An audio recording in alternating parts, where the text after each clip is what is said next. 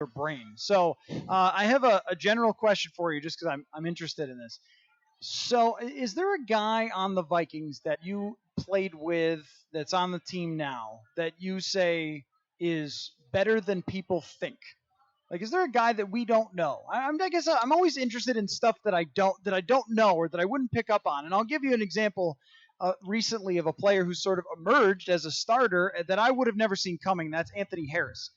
Oh, yeah, I get you. I mean, he's undrafted, Okay. special teams guy, and then he's thrown in to start, and I'm like, oh, he's playing really well. I mean, that's one where you go, all right, I wouldn't have guessed that, and they really like him, and he's starting again. So I guess I'm curious when you're playing with guys, if you see players who you're like, this guy's way better than media knows or fans know, and you can sort of foresee when something like that's going to happen. I think the one name that comes to my mind is Stephen Weatherly. I think that's the one guy that Yeah. people don't understand how good he really is. Yeah. Defensive end. We practice against him all the time.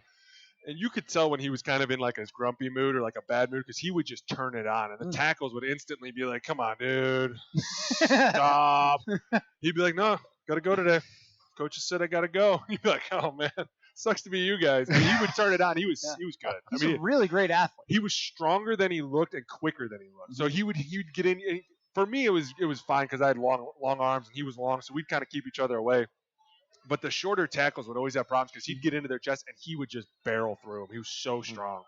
Can, in your mind, Griffen bounce back?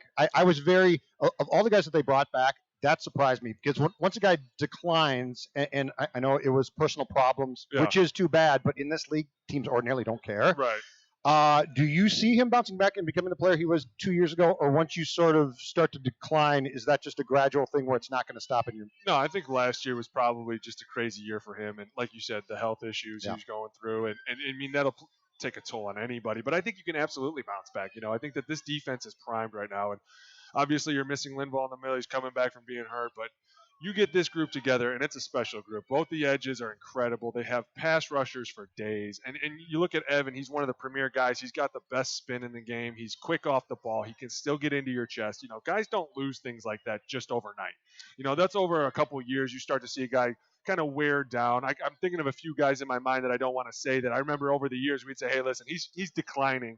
Ev's not at that point yet.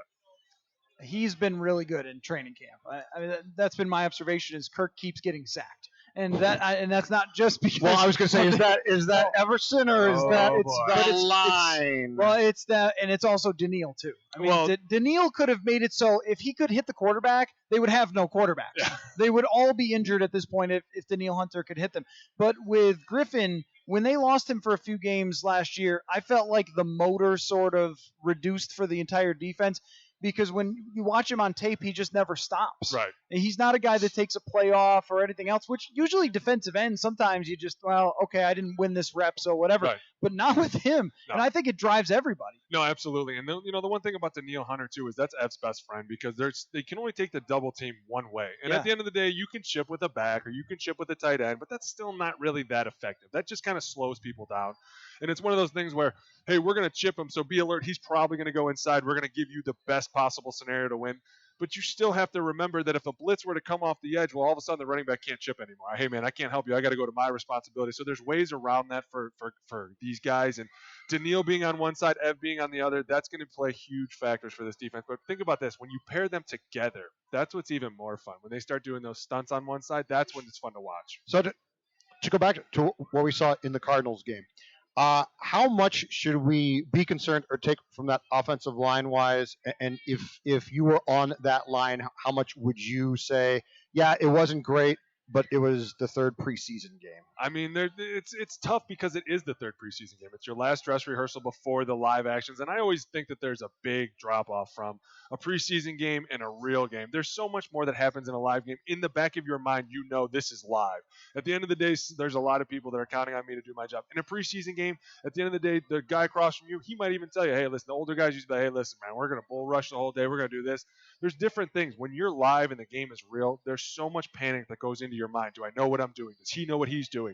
Is everybody on this same page? So I think if I were on that offensive line, I'd be a little worried. And only having 35 yards in the first half and besides an 85-yard run is not making me very happy. But there's still room to make up for it. And like I said before with this offense, you can make mistakes and still make up for it. I'm curious before we wrap up here, just for this season, and you're gonna the announcement. I'm sorry, I do this Yeah, all the you time. did forget the This announcement. is I you'll forget get, too, dude. You'll get used to this See, where too. I was going to remind you.